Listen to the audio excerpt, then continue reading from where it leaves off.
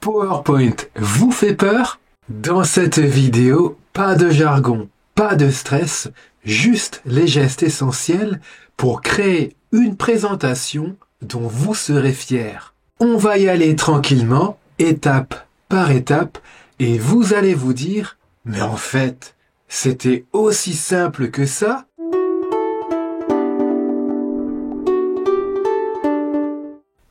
Chers aventuriers de l'informatique, bonjour à vous. C'est Thierry de la chaîne YouTube Initiation Informatique. J'espère sincèrement que vous vous portez à merveille. Et aujourd'hui, nous allons aborder les bases d'un logiciel PowerPoint. Dans cette vidéo, nous allons utiliser la version gratuite en ligne de PowerPoint. Si vous ignorez comment l'obtenir, j'avais fait une vidéo sur comment avoir Word, Excel, etc. toute la suite Office gratuitement. Pour y accéder, cliquez sur le petit i qui s'affiche ou sinon juste en dessous de cette vidéo, sous le premier commentaire épinglé, vous trouverez le lien adéquat. Et si vous ne disposez pas d'un compte Microsoft, je vous mets également le lien de cette vidéo. Si vous désirez en savoir plus sur Microsoft 365, qui était l'ancien Office 365, rendez-vous sur le site internet office.com. Et vous pourrez alors vous renseigner sur les tarifs en cliquant sur Obtenir Microsoft 365 ou bien inscrivez-vous gratuitement. PowerPoint est un logiciel qui sert à créer des diaporamas. Un diaporama, c'est une suite de diapositives comme des pages où l'on peut mettre du texte, des images, de la musique ou même des vidéos. Mais PowerPoint, c'est bien plus qu'un simple assemblage de diapositives. C'est votre outil pour raconter une histoire et transformer vos idées en messages qui marquent. Chaque diapositive guide le regard de votre audience et structure votre pensée. Une idée est égale à une diapositive. Vous ne faites pas que montrer, vous convainquez, émouvez et faites agir. Il est surtout utilisé pour présenter des idées en réunion, lors d'une conférence ou créer des présentations visuelles qui accrochent vraiment. Quand vous ouvrez PowerPoint, vous atterrirez sur cette page d'accueil. Donc, vous pouvez créer une nouvelle présentation. Pour ce faire, cliquez sur Créer une présentation vide. Autrement, si vous descendez sur cette page, vous avez des modèles. Ils sont ici. Vous pouvez également cliquer sur la flèche pour en apercevoir d'autres. Par ailleurs, vous pouvez cliquer dans cette zone de recherche et taper un mot pour trouver des modèles spécifiques. Ici, je vais saisir Voyage. Ensuite, tapez sur Entrée pour valider votre recherche. Et voilà. Donc, cliquons sur Retour. Et en dessous, vous avez ici vos travaux récemment effectués avec PowerPoint. Donc là, ici, je n'ai qu'un travail.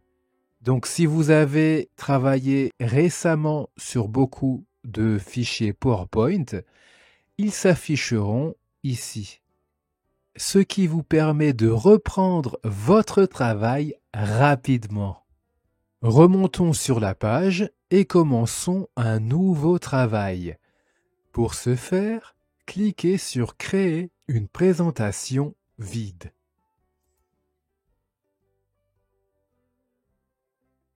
Voilà, vous voyez que l'écran a changé. Nous avons maintenant une nouvelle page. Donc ici, vous voyez votre première diapositive, qu'on retrouve également dans la colonne de gauche, ici, avec un encadré rouge.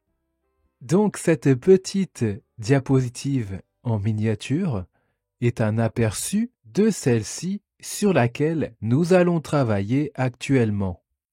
Parlons un peu de l'interface de PowerPoint. Tout d'abord, un fichier PowerPoint, c'est une présentation, comme indiqué ici. Ensuite, comme dans Word et Excel, vous trouvez des onglets, fichier, accueil, insertion, etc. Donc si vous cliquez par exemple sur l'onglet Affichage, vous avez des options qui s'affichent comme notes, règles. Tout cela fait partie de l'onglet Affichage. Chaque onglet sur lequel vous cliquez comporte des options différentes.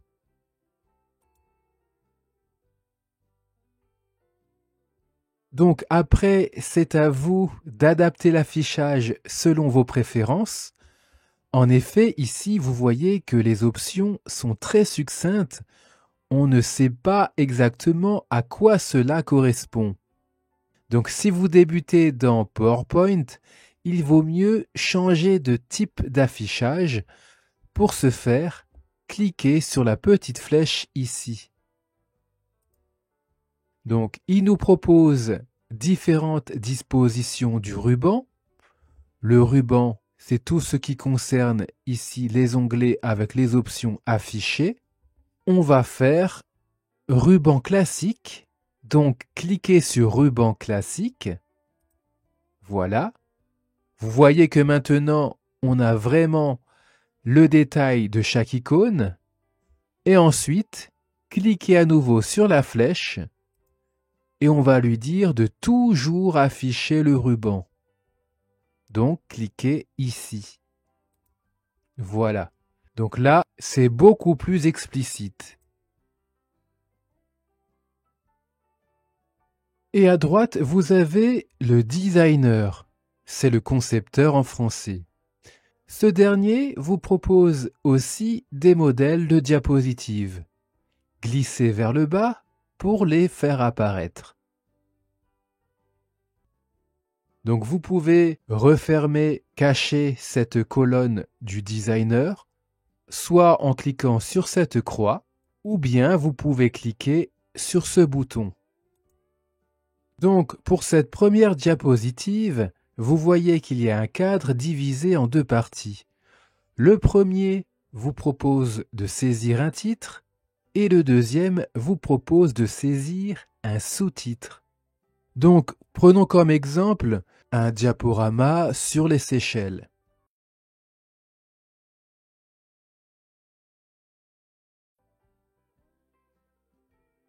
Pour commencer, on va ajouter un titre. Donc, cliquez dans cette zone, ici. Voilà. Et on saisit le titre. Maintenant, ajoutons un sous-titre. Pour ce faire, cliquez en dessous.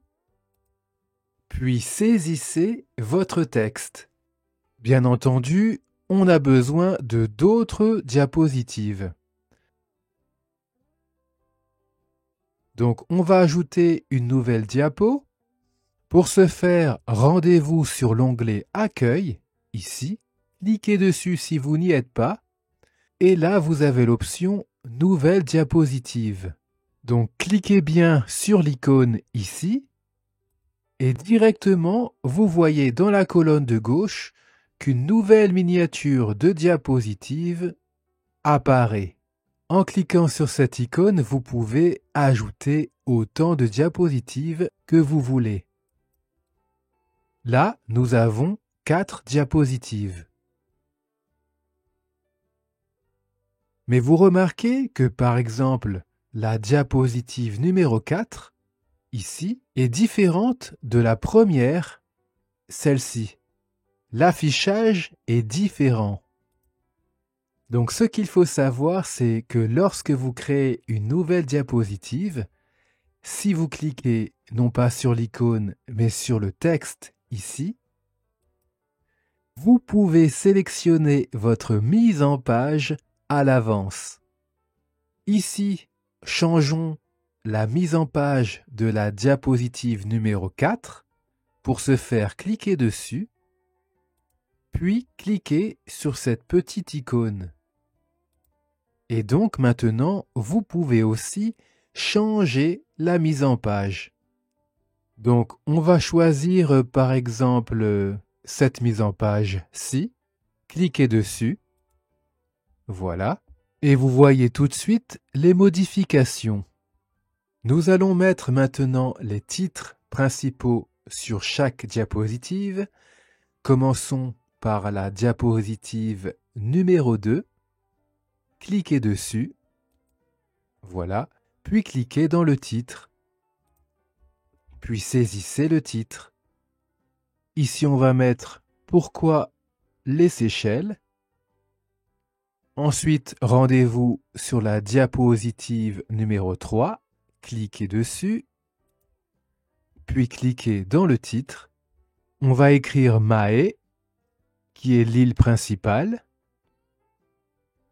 Rendez-vous sur la diapositive 4. Cliquez dessus. Et là, on clique dans la zone du titre. Et on va mettre Praslin, une autre île des Seychelles, l'Authentique. Et si vous voulez, par exemple, ajouter une nouvelle diapositive entre la 3 et la 4, pour ce faire, placez-vous entre les deux, puis cliquez une fois. Vous voyez un trait rouge qui apparaît.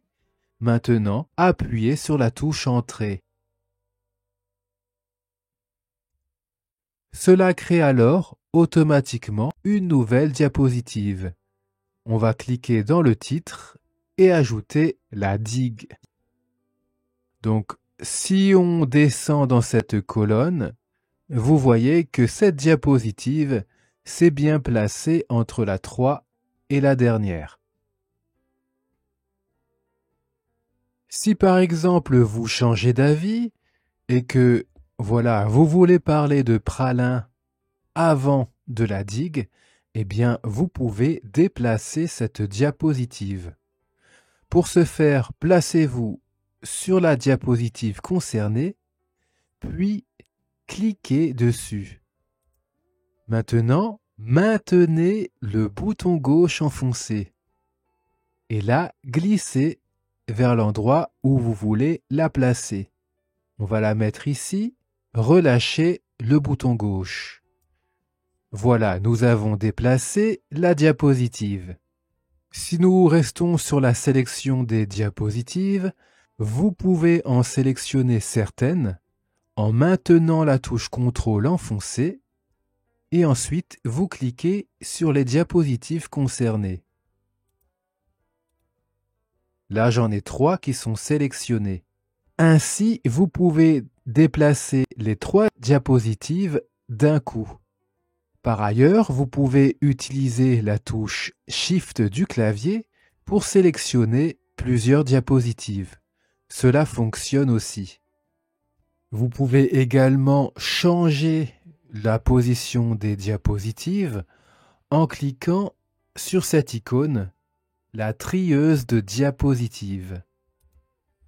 Et là, vous pouvez également changer l'ordre des diapositives selon l'ordre que vous désirez. Pour revenir à l'affichage normal, cliquez sur cette icône, le mode édition.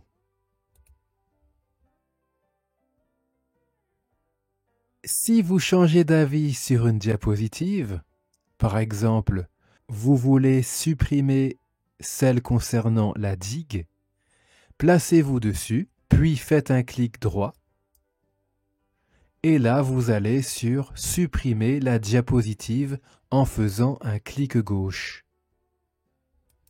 Voilà, la diapositive a été effacée. Autrement, vous auriez pu aussi appuyer sur la touche « Suppression » du clavier.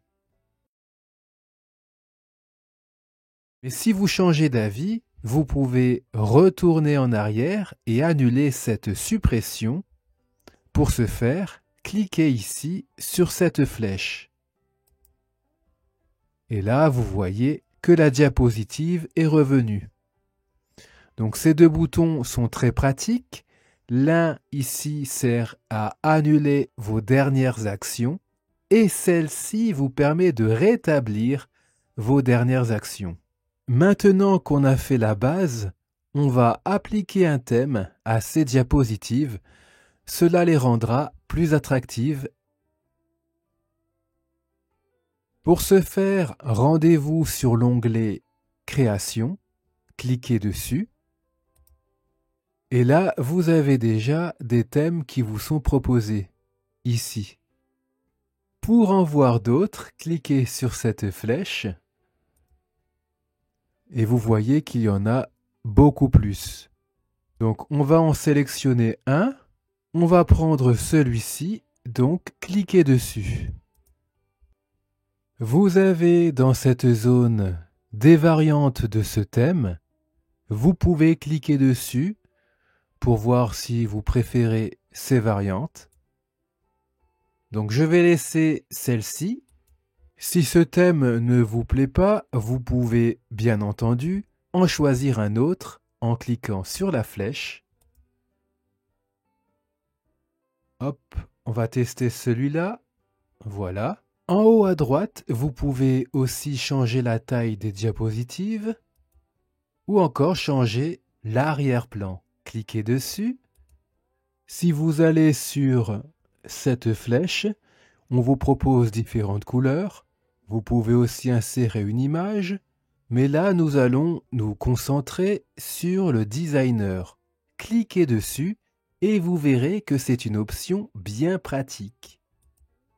Le designer va automatiquement analyser vos diapositives et vous proposera en conséquence des thèmes pertinents. Et vous voyez directement qu'il vous propose de magnifiques thèmes, surtout les deux premiers, qui insèrent directement de magnifiques photos des Seychelles. Donc, on va sélectionner la première diapositive. Donc, supposons que vous aimez ce style. Eh bien, ici, j'ai sélectionné la première diapositive. Pour appliquer ce style, cliquez directement dessus. Une fois. Voilà, vous avez le résultat ici sur cette première diapositive. C'est maintenant beaucoup plus magnifique. Sachez que même dans cet état, vous pouvez tout à fait modifier le texte. Par exemple, cliquez sur Vive les vacances à la fin. Voilà, vous voyez le curseur de texte clignotant qui apparaît. Vous pouvez donc modifier ce texte. On va l'effacer et on va écrire Souvenir 2025. Voilà, par exemple. Vous pouvez changer l'apparence du texte. Là, on va changer tous les mots. Donc placez-vous à la fin, puis maintenez le bouton gauche enfoncé et glissez vers la gauche. Voilà. Vous avez alors des options qui s'affichent. Donc vous pouvez changer la police, la taille de la police, etc. Tout est possible. Donc on va changer la police en cliquant sur cette flèche. On va mettre par exemple, allez, Arial ici. Et on va mettre une petite couleur. Cliquez ici. Peut-être pas le rouge, donc on va cliquer sur cette flèche pour disposer d'un choix de couleur. Et on va mettre du bleu. Voilà. Notez bien que les options que vous avez ici, vous les retrouverez également là. Donc ce sont les mêmes. Nous allons maintenant modifier la seconde diapositive. Cliquez donc dessus. Et nous allons insérer une image. Pour ce faire, cliquez sur Insertion. Et vous voyez qu'on peut insérer dans cette diapositive énormément de choses, comme du texte, un tableau, une image, mais aussi des formes, des icônes, bref, il y a vraiment de quoi faire. Donc ici, nous allons nous concentrer sur une image. On va donc insérer une image sur cette diapositive. Pour commencer, cliquez sur Image. Donc vous pouvez insérer une image qui provient de votre ordinateur, d'une image de photothèque. C'est une banque d'images appartenant à Microsoft. Ou bien encore une image issue d'Internet. Ici, je vais cliquer sur cet appareil et je vais rechercher une image. Voilà. Donc choisissez une image. Pour ce faire, cliquez dessus, puis cliquez sur Ouvrir. Voilà, vous voyez que la photo est directement insérée et que le designer s'est ouvert pour vous proposer des mises en page. Donc comme tout à l'heure, si vous glissez vers le bas avec la molette, vous voyez différentes mises en page. Alors on va choisir pour l'exemple une mise en page différente de la première diapositive pour vous montrer. Celle-ci, cliquez dessus et voilà, elle apparaît directement. Donc vous voyez que c'est très facile à faire de belles présentations rapidement grâce au designer. Remarquez que si vous sélectionnez l'image en cliquant une fois dessus, vous avez alors énormément d'options qui apparaissent ici, car nous sommes actuellement dans l'onglet Images. Vous pouvez par exemple changer le style d'image, changer la bordure ou la mise en forme. Par exemple, si vous cliquez sur Mise en forme de l'image, vous avez à droite des options qui s'affichent et vous pouvez augmenter ou diminuer la luminosité. Voilà, donc maintenez le bouton gauche sur le petit rond et glissez pour augmenter la luminosité ou descendez pour la diminuer. Donc vous avez d'autres options comme le contraste, la saturation. Vous pouvez changer, modifier votre image très facilement. Et si vous regardez bien sur cette diapositive, vous avez des petites icônes. Ce sont en fait des raccourcis. Par exemple, ici, vous pouvez insérer un tableau en cliquant sur cette icône. Donc chaque icône correspond à une action différente. Par exemple, insérons une autre image. Voilà, on va sélectionner celle-ci, puis cliquer sur Ouvrir. Voilà, je ferme ici et directement dans le designer, celui-ci vous propose automatiquement de nouvelles mises en page. Et voilà, c'est la fin de cette première partie. Si cette vidéo vous a aidé, n'hésitez pas à vous abonner à la chaîne, c'est gratuit et cela m'aide énormément à faire grandir cette chaîne et aider plus de personnes débutantes en informatique. Et sur ce, je vous donne rendez-vous dans la deuxième partie sur les bases de PowerPoint. Si vous êtes débutant en informatique, je vous propose gratuitement une formation sur les bases de l'ordinateur. Pour y accéder, rendez-vous en dessous de la vidéo et cliquez sur Afficher plus pour accéder à la formation. Sur ce, prenez soin de vous. Bye bye.